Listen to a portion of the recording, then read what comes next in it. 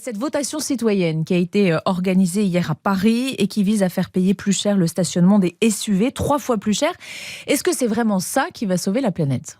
Qui va sauver la planète, sûrement pas. Mais ça va dans le sens d'une pression mise sur des choses qu'il faudrait effectivement modifier. Le SUV, je rappelle que ça veut dire Sport Utility Vehicle. Alors le sport, elle me paraît un peu discutable dans cette histoire. Et en fait, comme il n'y a pas de catégorie précise définissant les SUV, ce que la mairie de Paris a fait, c'est de pénaliser le stationnement des véhicules qui dépassent un certain poids. Alors pourquoi est-ce que quand on dépasse un certain poids, eh bien, on a une pression sur l'environnement supérieure ? Parce que d'abord, ça demande plus de matériaux pour être construit. Ça veut dire plus d'acier, plus de verre, plus de plastique, plus de chimie organique, etc. Et par ailleurs, certains et certaines qui nous écoutent se rappelleront peut-être de leur vieille formule de physique disant que l'énergie cinétique est proportionnelle à la masse déplacée. Et donc, plus un véhicule est lourd et plus il demande de carburant pour être déplacé, donc plus il consomme, donc plus il émet de CO2. Sauf que là, la mesure, elle va concerner les véhicules de plus d'1,6 tonne, y compris les voitures hybrides, de plus d'1,2 tonne, de plus de 2 tonnes pour les voitures électriques.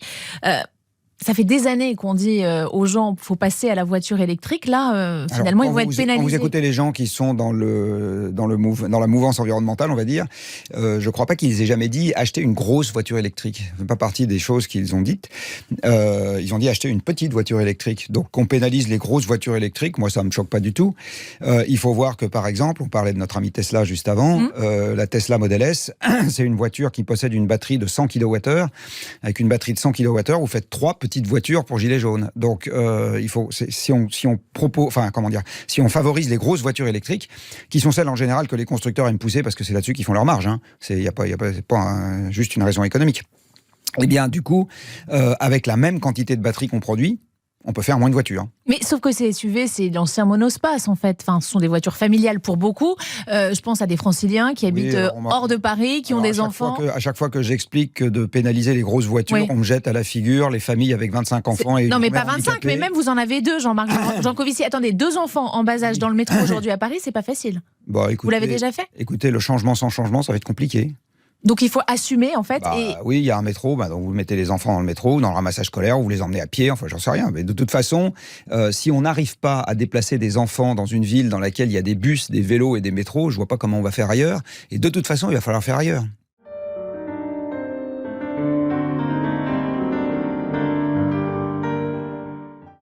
Pour Carole Patman, la démocratie participative est centrée sur l'objectif d'empowerment des citoyens. Cette notion d'empowerment, elle est très compliquée à traduire en français. On n'a pas un mot qui nous permet de la résumer. L'idée, c'est de construire une citoyenneté critique, active, éclairée. C'est de travailler pour faire en sorte que les citoyens soient maîtres d'eux-mêmes, politisés, aptes à participer pleinement à la vie politique de leur nation. Pour Carole Patman, la participation politique a un intérêt en elle-même. Elle se justifie pour elle-même et par elle-même, car elle a une dimension émancipatrice. Elle travaille à l'émancipation des citoyens. En ce sens, la démocratie participative au sens de Patman a des applications et des traductions très larges, qui ne passent pas nécessairement par des processus de décision. On peut par exemple tout à fait soutenir qu'une université populaire, de ce point de vue-là, s'inscrit tout à fait dans l'objectif, le projet de démocratie participative. Mais ce projet serait bien limité s'il se réduisait simplement à l'éducation du peuple, des citoyens. Il y a une seconde dimension essentielle qui est la participation à la prise de décision démocratique. Pour Carole Patman, l'éducation des citoyens, l'éducation au sens large, au sens fort, la construction d'une citoyenneté critique, l'éducation des citoyens ne se fait pas en théorie, elle se fait en acte. Les citoyens se forment à la vie publique en participant à la vie publique. C'est en participant, en prenant les décisions, que les citoyens acquièrent des compétences démocratiques, et qu'ils deviennent de plus en plus capables de participer efficacement, activement, de manière éclairée. Alors bien sûr, on ne peut pas demander, pour Carole Patman en tout cas, on ne peut pas demander à n'importe quel citoyen de venir prendre une question extrêmement complexe sur le retraitement des eaux usées, ou un point de droit particulièrement aiguisé. C'est pourquoi, pour Patman, la participation doit se faire avant tout à l'échelle locale et à l'échelle professionnelle. Pour Carole Patman, la démocratie participative, ça n'est pas qu'un projet politique. C'est un projet plutôt politique au sens large, qui pénètre dans la sphère professionnelle. Et Carole Patman milite, on est dans le contexte intellectuel des années 70, milite pour des usines autogérées, collectivisées, dans lesquelles les citoyens, les ouvriers, prendraient les décisions collectivement. Ce faisant, pour Patman, on active le cercle vertueux de la participation. Participer à l'échelle locale, c'est facile, les décisions concernent tout le monde.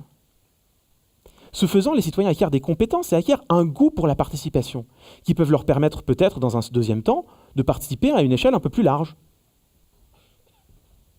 régionale. Et puis un jour, pourquoi pas, si la vertu de l'éducation et de la participation s'infiltre par capillarité dans toute la société, alors aller vers une participation à l'échelle nationale.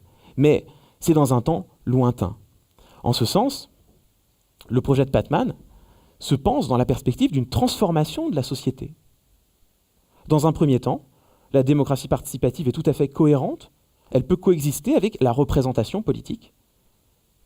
Mais à terme, l'objectif, c'est bien, d'une part, la redistribution du pouvoir au sein de la société, et d'autre part, la redistribution des richesses entre les citoyens.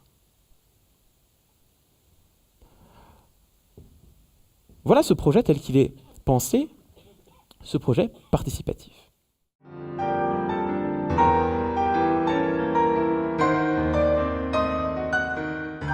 Ce dont on parle assez peu, c'est du coût de la voiture et des transports motorisés individuels pour la société en général.